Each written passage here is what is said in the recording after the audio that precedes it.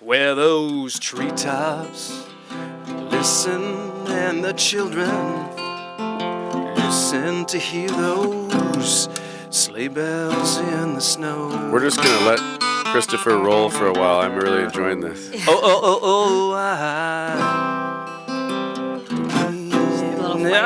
White. Well, welcome Jason back. Stockwell, Team Real Estate Christmas. Yes, we are. Put a sold sign on your property. We're working on that white Christmas, man. There's only a dusting out there. Yes, right? That's true. Welcome back to the Stockwell Eldridge Show. I'm Jason Stockwell, Remax Results. And we have with us Stephanie Havel with Wells Fargo, Nate Nelson with Mesley and Kramer, who's an attorney specializing in tax and business law. Is that correct? Correct. And John Zima with Vanquish AP.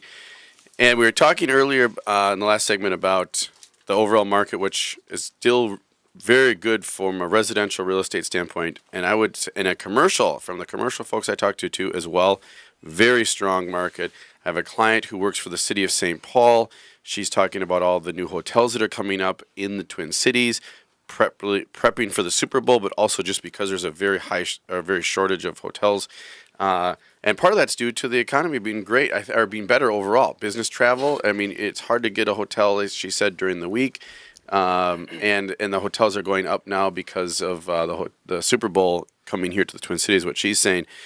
So that's a couple things. Boomerang buyers are coming back, just to touch on that. If you've been through a foreclosure, been through a short sale, you still want to get back into home ownership, call us. We can help you with that process. It may take a little help with some different scenarios for you, but I know Wells Fargo can help with people getting back on the road for their credit if they need any help with that, and also we can help you with that process. Well, and that's what I was going to... Actually, I had two thoughts, but the one thing I was going to share on that is, yes, there's a lot of misconceptions about buying a home, and you bring a point up, Jason, the rebound buyer. Like, people don't really understand that you don't need 20% to put down on a house. I mean, I'm amazed that people still ask me that question. We have programs you can put down as little as 3%, and some people can even qualify for 0% down payment. There's rural development if you're a veteran. We've got down payment assistance programs. But you can, and also you can get gifts from family members. I'm sure, Nate, you probably, like you said, you're busy people making year-end contributions, and you can use gift funds for your down payment. So if you've got a relative. Yeah, maybe you could tell us a little bit about, who can give a gift? Does it have to be an immediate family member? Can it be an in-law or what? Yeah, how does that work? How does to it purchase, work? Stephanie? Do you know? I mean, can it be anybody to give a gift? Or do you have to source that gift? I guess I'm not I don't know. No, I think technically it's always good to be the donee, the recipient of a gift.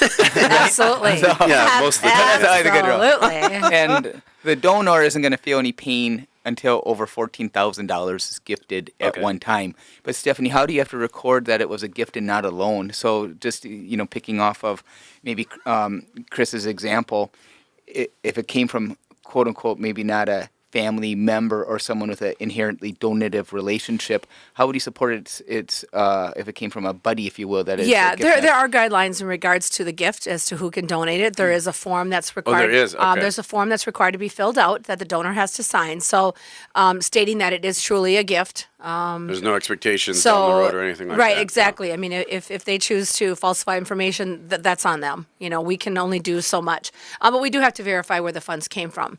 Whether the donor, and there's just, different guidelines depending on the type of loan that you have and the amount of gift. You can also do gift of equity. So there's a lot of parents that are gifting their home. They're downsizing and the kids want to buy their childhood home. And so they can do a gift of equity. If mom and dad own that house, they could do a gift of equity to the kids. And so mom and dad will just, take whatever money the kids get a loan for. The kids don't have to come up with any out-of-pocket money. The down payment is through that gift of equity. So there's a lot of options to home ownership, and same thing with less than perfect credit. We've got a lot of programs to either help you get there. We do some credit counseling programs called My Home Roadmap, or just, I would, again, come into a Wells Fargo, give me a call, I'll get you connected with somebody.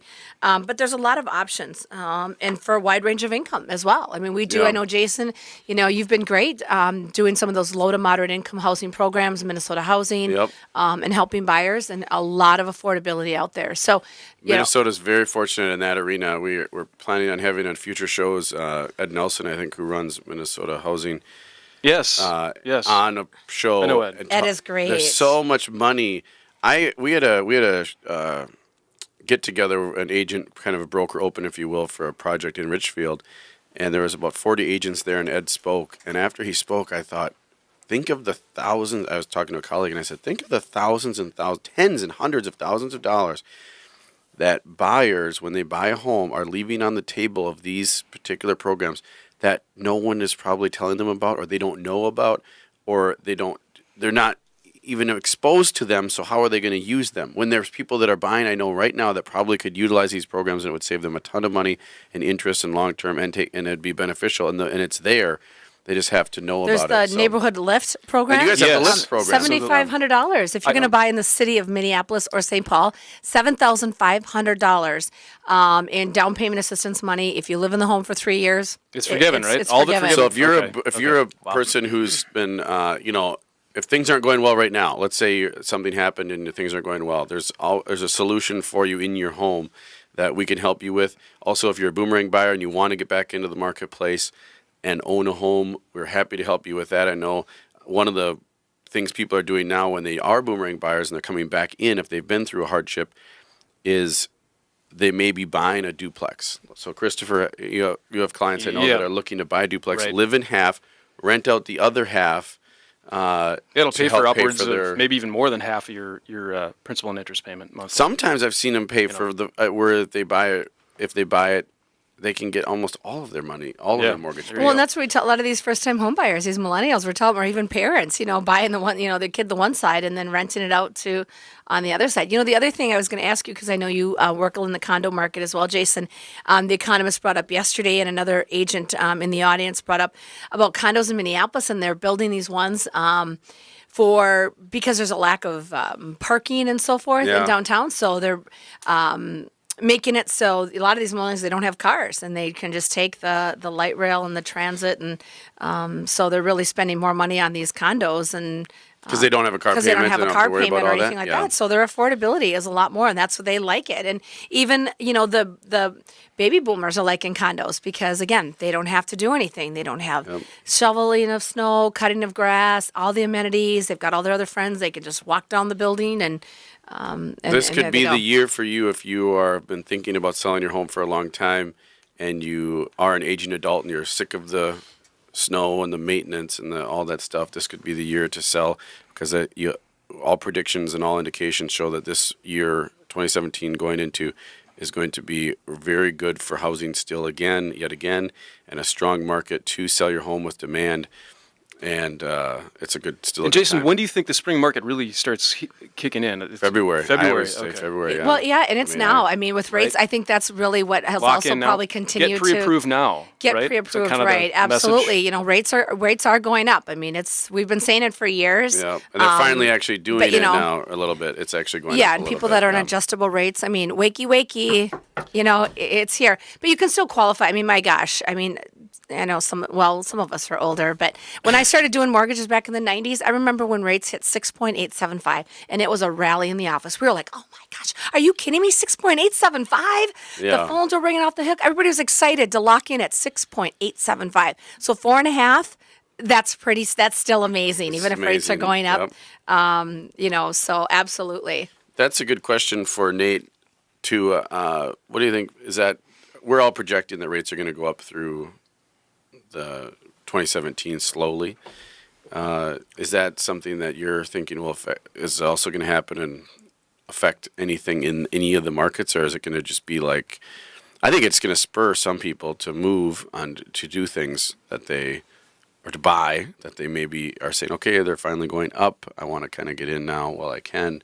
I've seen one buyer of ours a few months ago when rates before the election they were lower, and then they went up a little bit, I believe, after the election, and then so they had a deal that fell through on their purchase, and then they went and repurchased later on a different property.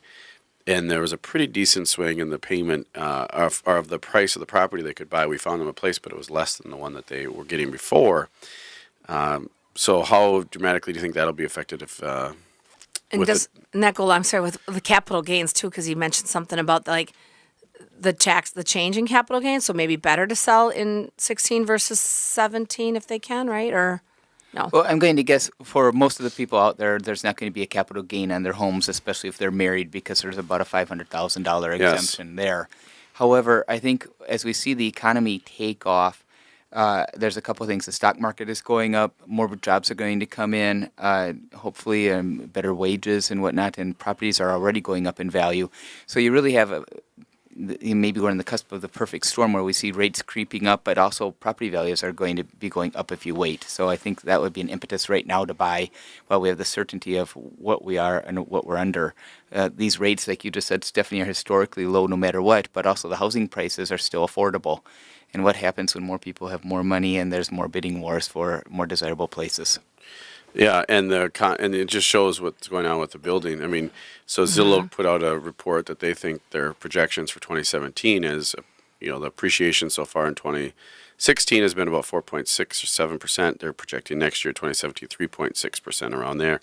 But they said the biggest problem is going to be in the construction industry because of tightening labor on that. They're just not available, or they're so busy. And if you're doing a project on your house or you're building or you see it, you're seeing it firsthand. The new worker just isn't going into construction. They're not going into transportation. They're not going into construction, and that could be a product of education and social stigma. And there's no one simple answer there. But there's a shortage, especially in Minneapolis, especially. Wow. Yeah. Right. I mean, that's the biggest. Well, now that I should have just brought his whole presentation. He talked about hospitality and leisure too, and that industry is up. That's good for the housing market. People are feeling good. If people are feeling good about going on vacation and all that kind of stuff, hence all those hotels going up. Where you talked about those hotels. So we'll be back with more, folks. Stay tuned, and we'll roll out with Christopher Harrington. I believe he has CDs available. Stay tuned. May your days be merry and white, filled with stocking stuffers, Jason Stockwell real estate agents, yeah.